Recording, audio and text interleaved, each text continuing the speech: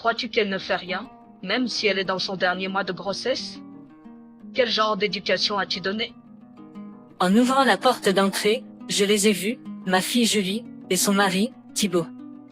Thibaut m'a fait un regard noir en se plaignant de la poussière accumulée sous la table et du sol de la salle de bain sale. Il semblait penser que l'incapacité de Julie à nettoyer signifiait que j'avais échoué en tant que parent. C'est dur pour elle de se pencher avec ce ventre. S'il est tellement préoccupé, pourquoi ne le fait-il pas lui-même? Je ne peux pas me soucier de quelqu'un qui ne peut même pas garder la maison propre. Je pars. Je m'appelle Claudette, et j'ai 54 ans cette année. Je travaille comme employée pour une grande entreprise. Après la perte de mon mari tôt, c'était juste moi et ma seule fille, Julie. Élever Julie. Seul n'était pas facile. Mais ses sourires faisaient toujours disparaître la fatigue.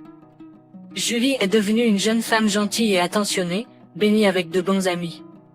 Cependant, elle était sans espoir dans les relations amoureuses et luttait pour trouver un petit ami.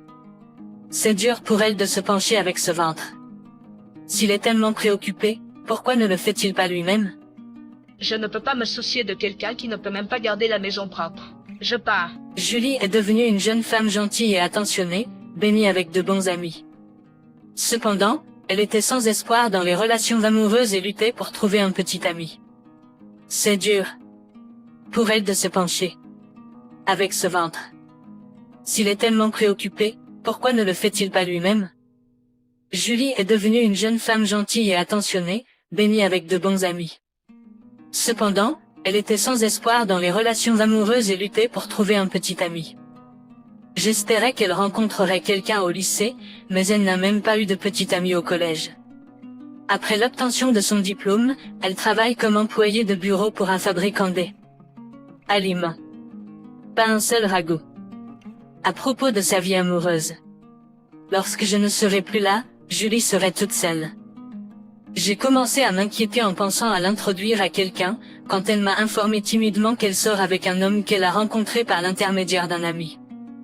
Leur relation a progressé en douceur, et environ 2 ans plus tard, ils ont annoncé leur fiançailles. J'étais soulagée. C'est à la fois doux et triste de voir son seul enfant déménager, mais la tranquillité d'esprit de sa famille l'emportait sur cela. Le couple habite à environ 1 heure de route de ma maison.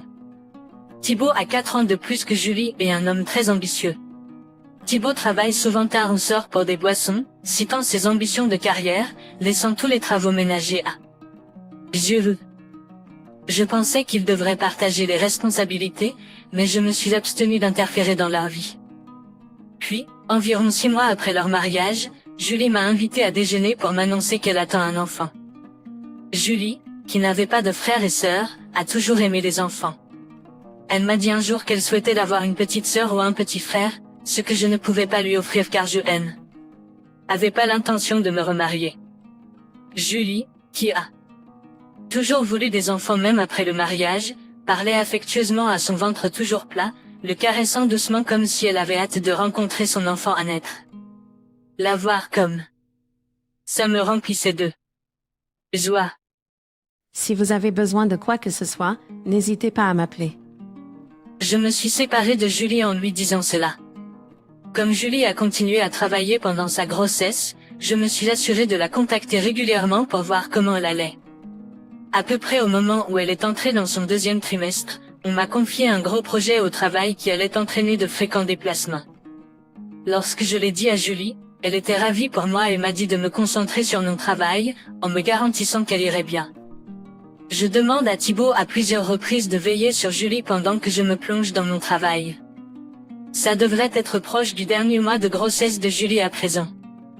Alors que le projet touchait à sa fin et que le travail se calmait, j'ai appelé pour discuter des plans pour après la naissance de l'enfant. À ma grande surprise, c'est Thibaut qui a répondu au téléphone.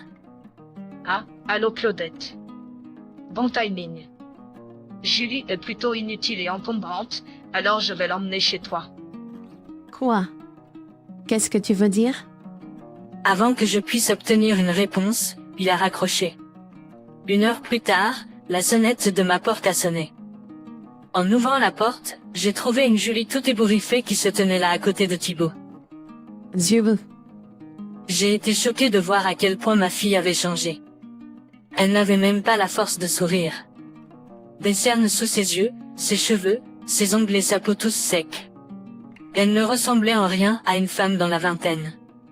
Ses doigts étaient fendillés et couverts de sang. Son expression était sombre, son regard fixé sur un seul point. Comment a-t-elle pu se détériorer autant en juste quelques mois? Je les ai fait entrer et s'asseoir sur le canapé. Puisque Julie n'était pas en état de parler, j'ai exigé une explication de Thibaut. Thibaut, pourquoi Julie est-elle dans cet état? Attendez, vous lui reprochez quoi à moi? Elle a ralenti à cause de son gros ventre. Vous savez, le ménage est un travail de femme, et elle a même menti en disant qu'elle se sentait malade pourrie. Échappée. Vous faisiez faire le ménage à une Julie malade le matin? Le mal des transports du matin n'est pas une maladie, vous savez. Elle m'a même demandé de l'aider avec le ménage alors que je travaillais toute la journée. Quoi qu'il en soit, elle est encombrante et ne fait pas son travail, alors s'il vous plaît, occupez-vous-en jusqu'à ce qu'elle accouche. C'est à ce moment-là que je me suis rendu compte que cet homme ne comprenait rien à la grossesse ou à la paternité. Je ne pouvais pas laisser ma précieuse fille entre ses mains. Oui, quand je l'ai dit à Thibaut, il m'a rétorqué. Regarde, si ta fille est dans un tel état, c'est parce que tu as mal élevé. Sans père autour, elle ne sait même pas comment traiter son mari. Je suis le seul à souffrir ici. Une fois le bébé né, venez le chercher. En attendant, s'il vous plaît, rééduquez votre fille, Claudetta. Avant de partir, Thibaut a déclaré qu'il voulait que je rééduque ma fille avant la naissance du bébé. Puis, il a simplement laissé Julie et est parti. Je regrette profondément de lui avoir permis à Julie d'épouser cet homme. Julie était assise, les yeux baissés comme une poupée. Alors, je suis allée au frigo, j'ai versé du lait dans la tasse préférée de Julie avec un peu de sucre, et je l'ai réchauffé au micro-ondes. Prends garde, il fait chaud. En ayant goûté le lait tiède, Julie s'est mise à pleurer, les larmes coulant à flots. Je me suis assise à côté d'elle, lui ai massé le dos et écouté son histoire. Thibaut était ambitieux et continuait d'assister aux soirées de travail même après que Julie soit tombée enceinte, la laissant seule. Chaque fois qu'elle avait besoin de quelque chose, il ne faisait pas le moindre geste pour l'aider. Il lui demandait même de faire le ménage quand elle se sentait malade à cause de la grossesse. Et, debout. Tu ne fais rien. Tu n'as pas fait la vaisselle ou la lessive. Parfois, il ramenait même des collègues après une soirée arrosée et obligeait Julie à leur cuisiner et à faire le ménage. Je serrais les poings, furieux de voir ma fille enceinte traitée comme une domestique. Julie m'a dit qu'elle ne voulait pas mettre en péril ma carrière, alors elle a supporté la situation. Elle a même demandé au docteur d'expliquer à Thibaut les changements physiques de la grossesse, mais cela n'a servi à rien. Ses beaux-parents vivent loin, accessibles uniquement en avion, alors elle ne pouvait pas compter sur eux. Elle avait toujours mis les autres avant elle. Je l'ai prise dans mes bras et je lui ai dit, désormais, il est permis de te prioriser, Julie. Si tu as des difficultés, n'hésite pas à demander de l'aide. Je suis désolée de ne pas l'avoir réalisé plus tôt. Heureusement, Julie s'est remise et a souri plus souvent, comme avant. Quand la date d'accouchement est arrivée, je suis allée à l'hôpital avec Julie. Quand ses contractions ont commencé, je lui ai massé le dos et essuyé la sueur, l'encourageant tout du long. Au fur et à mesure que les contractions se rapprochaient, je l'ai vue entrer dans la salle d'accouchement. Je me suis assise sur une chaise, inquiète et impatiente, jusqu'à ce que j'entende les cris du bébé. Une infirmière m'a informé que Julie et l'enfant allaient bien, une grande nouvelle à entendre. Lorsque je les ai vus, Julie tenait notre bébé endormi dans ses bras. J'étais en colère contre Thibaut mais je lui ai quand même appris qu'une petite fille en bonne santé était née. Puis, dès qu'il est entré dans la chambre de l'hôpital et a vu son nouveau-né, Thibaut a lâché « Burk ». Les bébés ressemblent à des singes. Pas mignon du tout. Julie, tu ne te maquilles même pas et tu es juste allongée dans ton lit. Tu es tellement paresseuse. Fais un effort sur ton apparence, tu es une femme. Au moment où j'allais lui répondre, les infirmières et les médecins qui l'avaient entendu ont perdu leur sang-froid.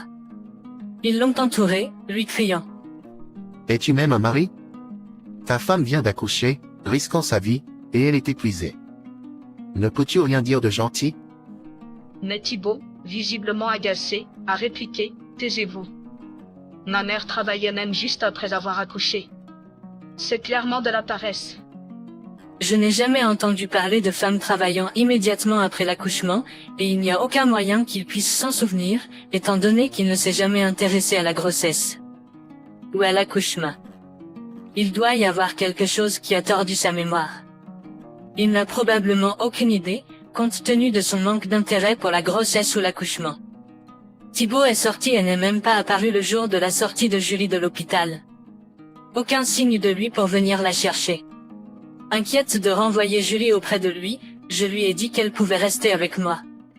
Mais Julie voulait rentrer chez elle, disant que ce serait injuste pour l'enfant de grandir sans père. Malgré mes réticences, j'ai appelé Thibaut pour voir s'il viendrait la chercher. Il a répondu: Je suis occupé au travail, alors s'il vous plaît, gérez les choses là-bas. Je ne veux pas perdre de sommeil à cause d'un bébé qui pleure. Il a raccroché tout de suite après. Je l'ai ramenée chez elle, lui suggérant de rester jusqu'à ce qu'elle s'habitue à la parentalité. Thibaut n'avait rien acheté d'essentiel pour le bébé, alors nous sommes allés faire des courses pour préparer un environnement d'épanouissement. Thibaut n'avait même pas pensé à un nom parce qu'il était tellement concentré sur son travail, alors Julie et moi en avons choisi un. Nous avons appelé le bébé Sarah. Nos voisins, Lisa et son mari, connaissaient la situation et nous ont aidés avec les soins aux enfants, alors Sarah a grandi en bonne santé.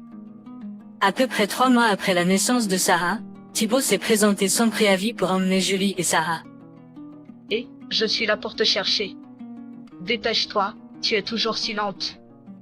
Thibaut a crié depuis la porte d'entrée. D'ici là, l'instabilité émotionnelle de Julie après l'accouchement s'était temporairement calmée, et elle comprenait pleinement à quel point Thibaut était terrible. Julie avait décidé de divorcer et n'avait pas l'intention de revenir vers lui. Derrière la porte, elle a dit « Je ne me laisserai plus contrôler par toi et je ne reviens pas à la maison. Je t'enverrai les papiers de divorce, alors signe-les. » Thibaut a crié, tu plaisantes? Dans le monde d'aujourd'hui, un homme avec une femme et des enfants a plus de chances de réussir. À quoi bon être marié avec toi si nous divorçons? Je ne divorcerai jamais. Ma fille était furieuse, pensant que son mari s'était marié et avait eu un enfant uniquement pour favoriser sa carrière. Mais avant que je puisse lui répondre, la porte à côté s'est ouverte. Entendant la voix forte de Thibaut, nos voisins, Lisa et son mari, Pierre, sont sortis de leur maison. Patron, qu'est-ce que tu fais ici? Stupéfait, Thibaut a regardé Lisa et Pierre s'approcher. Il s'est avéré que Pierre était le supérieur de Thibaut. Pierre, surpris, a dit, « Alors, tu es l'époux de Julie. Je n'aurais jamais pensé qu'un homme terrible comme toi, qui négligeait son enfant pendant 3 mois, serait toi. Tu manques d'empathie, et je ne peux pas faire confiance à mon équipe à quelqu'un comme toi. Je le dirai également au PDG, mais considère que ta promotion est annulée. » Pierre a chuchoté sévèrement à Thibaut. S'il te plaît, Pierre. Réfléchis. S'accrochant à Pierre en pleurant, Thibaut a dit, tu n'as plus rien à me dire. Tu ne veux même pas m'écouter. Pierre l'interrompt, ne permettant aucun autre commentaire. À quoi ai-je consacré tous mes efforts? Thibaut s'effondre à genoux, épuisé. Pierre est connu dans le quartier et à son travail comme un homme de famille, et il ne pouvait pas tolérer que Thibaut traite sa famille comme des outils. Apparemment, Thibaut avait été bonne mine au travail pour la promotion. Et, tu es venu dîner à ma place, n'est-ce pas? Pourrais-tu parler en bien de moi au patron pour une promotion? Quand personne n'a obtempéré, il est allé directement au PDG. Monsieur, j'ai travaillé dur pour cette entreprise tous les jours. Mes chiffres de vente sont constamment élevés. S'il vous plaît, approuvez ma promotion. J'ai entendu parler de vous de la part de votre patron. La dernière fois que Thibaut est venu au bureau, il était méconnaissable. Sa chemise et son costume étaient froissés, il avait laissé pousser une barbe, et il avait beaucoup maigri.